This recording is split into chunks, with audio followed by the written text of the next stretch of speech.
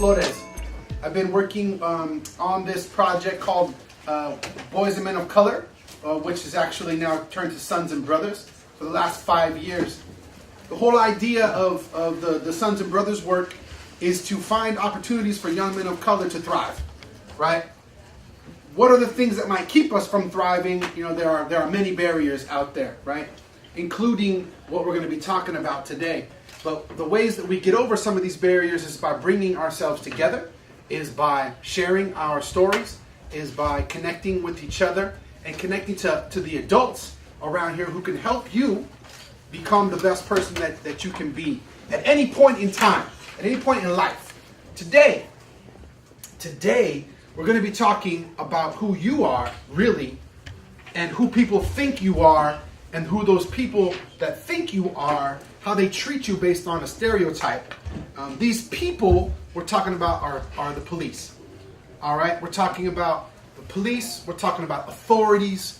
We're talking about people who pigeonhole you based on whatever kind of misconceptions they have and how they toss those misconceptions on a whole group without getting or acknowledging who you are as an individual.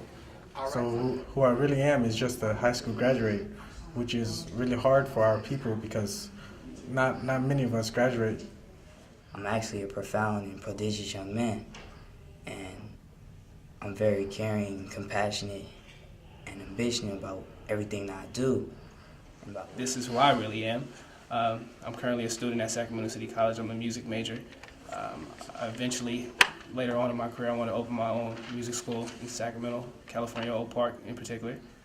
2 weeks ago, and you saw something on TV, or you read an article, or you talked with your homie, and your opinion changed. I want to make this open to all opinions about the police.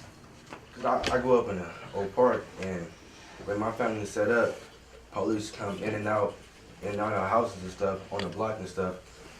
So with me, it's like police always arresting my cousin or my uncle or something like that. It's like I don't like them because they take one of my family members away from me like every time. So it's like I really didn't like it. I didn't like the police or anything like that. And like now, I like my protectors now. Like it's like to me, they like disrespectful. You feel me? Like if they show more respect and like show like they care and that they put do their job and protect us, and I respect them. But you feel me? Nah, they just had to be disrespectful. I don't like that. Because I'm all about respect. So yeah. A bunch of my family is in the army, so they just told me that they're pretty much the army of the world. They're just here to protect us. And then like when I was in 3rd grade, I was playing football with my friends outside, and my perspective changed once I realized that this cop had stopped. He called me over there, and then he was like, "Why are you over there playing with those black kids? They're nothing but trouble, and you can do better than that." And I'm sitting here thinking, I grew up with these people. They're not nothing but trouble. They're mentors to me. So that's when my perspective changed on it. When I was like in 2nd grade, I used to want to be a cop. Like, I don't know why. I just used to want to be a cop until I started getting older, and I started like my dad went to prison, my mom went to prison, both parents went to prison. You know, I grew up in Oak Park too, so it's like I seen what was happening in the neighborhood. My cousins was going to jail, my dad was going to jail, my mom was going to jail. I think it just comes down to, like they said already, it really comes down to your perspective, because not all police are bad, but then also there are those police that use their badge to an advantage. And I mean, I've seen police, you know, just profile and just mess with us for no reason. But like he said, I think he made a great point, because not only that, we also, I think us as a nation, as a people, we forget that police are regular people too. They have a family to go home to. So at the same time, they got to think about their lives, their kids and their children. And we always got guns. We always killing each other. And so they got to automatically assume, based off of the statistics and how life really goes on, based off of now, we killing each other every single day.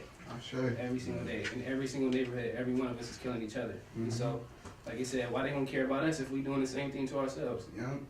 They got a family just like we do, and they got to go home. And I'm going to keep it solid. If y'all put yourself in a police officer's shoes, you're gonna automatically think the same thing too. You don't know what this next person got. You don't know what he got in his pocket, what he got under his lap, in his car, or what. He can easily pull out, and that can be your life and your family. It's a struggle from there on out. You know what I mean? So it play. I think it just comes down to the perspective of both of us. Like, we gotta change as a people, but at the same time, the law gotta step up. The government gotta make some change too. You know, I had an uncle that was a policeman, right? And he told me one thing about the police, right? And then I had friends who were criminals. They told me something different about the police.